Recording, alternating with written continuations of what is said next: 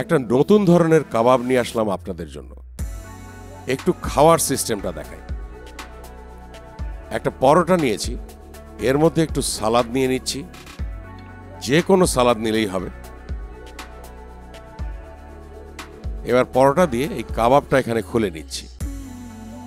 আমি একটা special sauce তৈরি করেছি, একটা ব্রাশ দিয়ে কাবাবটার উপরে একটু সস ব্রাশ করে নিচ্ছি। এবার খাওয়ার পালা।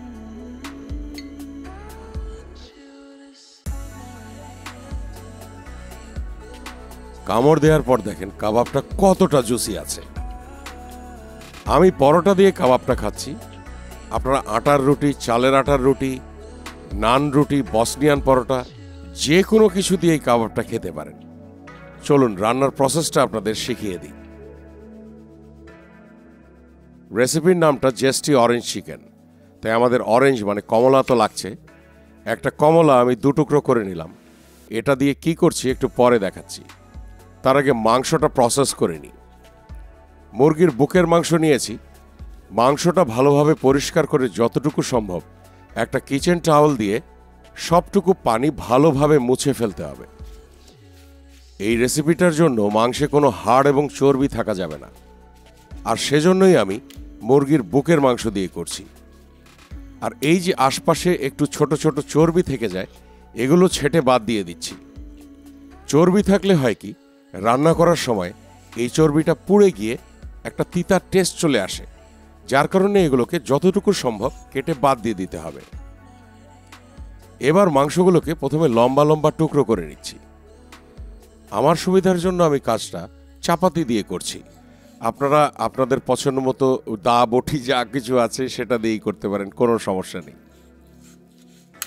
এবার মাংসগুলোকে ছোট ছোট কিউব করে কেটে নিচ্ছি। আর মাংসের টুকরোগুলো কতটুকু করে কাটতে হবে সেটা আপনারা স্ক্রিনে দেখতেই পাচ্ছেন। ভালো কথা, আমি মুরগির একটা সম্পূর্ণ বুক নিয়েছিলাম, যেটার ওজন ছিল আনুমানিক 350 গ্রাম। মাংসের ওজন এদিক সেদিক হলে কোনো সমস্যা নেই, মশলাগুলো আমি যে পরিমাণে দেব সে পরিমাণ দিলেই হবে। এবার ম্যারিনেশনে চলে আসলাম। একটা মিক্সিং বলে প্রথমে মাংসগুলো নিয়ে নিচ্ছি। যে কমলাটা কেটে রেখেছিলাম তার স্কিন থেকে আমি জেস্ট নিয়ে নিচ্ছি। একটা সালাদ গ্রেটারের মধ্যে আস্তে আস্তে এভাবে ঘষা দিলেই দেখবেন স্কিন থেকে পাতলা একটা অংশ উঠে আসবে, আর এটাকেই বলে জেস্ট। এটা খুব সাবধানে করতে হবে, কারণ আমাদের স্কিনে শুধু আবরণটুকু দরকার, ভেতরের হলুদ অংশটা নেওয়া যাবে না। দেখেন জিনিসটা ঠিক এরকম হবে। আমি পুরো কমলাটারই জেস্ট এখানে নিয়ে নিলাম। এবার অর্ধেকটা কমলার রস এখানে ভালোভাবে চিপে নিয়ে নিচ্ছি। এই কমলার রসের জন্য যে টেস্টটা কি হবে আমি আসলে ভিডিওতে আপনাদের বোঝাতে পারবো না। অর্ধেকটা কমলা কিন্তু রেখে দিয়েছি, ওটা দিয়ে কি করব পরে দেখবেন। আধা চা চামচ লবণ নিয়ে নিচ্ছি। পাপরিকা পাউডার নিয়ে নিচ্ছি 1 টেবিল চামচ। এই পাপরিকা পাউডার এখানে দিতেই হবে। আধা চা চামচ করে আদা এবং রসুন বাটা নিয়ে নিলাম। ফ্রেশ গোলমরিচের গুঁড়ি ক্রাশ করে নিচ্ছি আনুমানিক আধা চা চামচ। আমি সাদা গোলমরিচ নিয়েছি, আপনারা চাইলে কালোটাও দিতে পারেন, তবে আমার কাছে মনে হয় সাদা গোলমরিচ নিলে কাবাবের মধ্যে দারুণ একটা স্মোকি ফ্লেভার আসে। উপকরণ এতটুকুই। এবার একটু সময় নিয়ে খুব ভালোভাবে এগুলোকে মিক্স করতে হবে।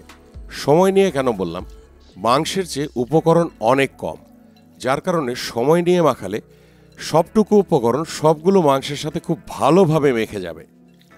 মাখানো হয়ে গেলে এটাকে ঢাকা দিয়ে রেখে দিচ্ছি অন্তত 1 ঘন্টার জন্য। ফ্রিজে বা বিশেষ কোনো জায়গায় রাখার কোনো প্রয়োজন নেই। এবার ফাইনাল প্রসেস। মাংসের মধ্যে আনুমানিক 1 টেবিল চামচের মতো রান্নার তেল নিয়ে নিলাম। আবারও একটু সময় নিয়ে মাখাতে হবে।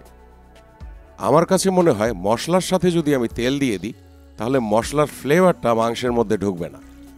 1 ঘন্টা অপেক্ষা করার পর তেল দিচ্ছি।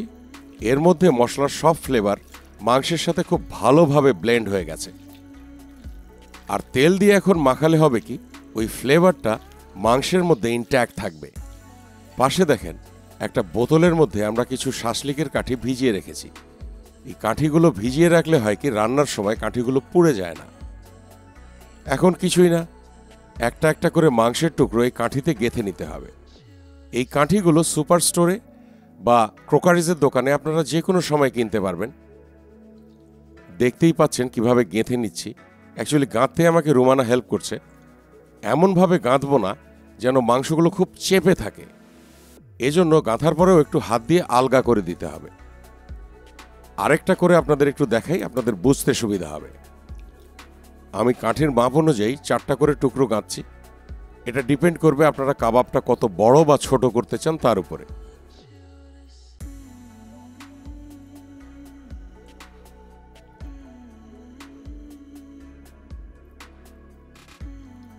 এই কাবাবটা দিয়ে খাওয়ার জন্য এবার একটা স্পেশাল সস তৈরি করব। 50 গ্রামের মতো বাটার নিয়ে নিলাম। চুলোর আঁচটা রাখতে হবে একদম লোতে। বাটারটা গলতে শুরু করেছে। এই মুহূর্তে ফ্রেশ গোলমরিচ ক্রাশ করে দিচ্ছি, আনুমানিক 1 চা চামচ। আমাদের ঘরে তৈরি করা টমেটো সস নিয়ে নিচ্ছি 2 টেবিল চামচ। বাকি যে অর্ধেক কমলাটা ছিল সেটার রসটা পুরোটাই চিপে এখানে নিয়ে নিচ্ছি। ভিডিওর শুরুতেই দেখিয়েছিলাম কাবাবটা কিভাবে খেতে হবে। এই সসটা ছাড়া কাবাবটা একেবারেই অসম্পূর্ণ। আর কিছুই না, চুলোর আঁচটা লো আছে। এখন একটা বিটার দিয়ে বিট করতে করতে এগুলোকে খুব ভালো করে মিক্স করে ফেলতে হবে। এই ধরেন আনুমানিক 2 মিনিটের মতো সময় লাগবে এই সসটা তৈরি করতে। খুবই সহজ তৈরি করা। সসটা তৈরি হয়ে গেলে এটাকে একপাশে রেখে দিয়ে এবার কাবাবটাকে রান্না করতে চলে আসলাম। একটা প্যানের মধ্যে 2 টেবিল চামচের মতো রান্নার তেল নিয়ে একটু ব্রাশ করে নিচ্ছি।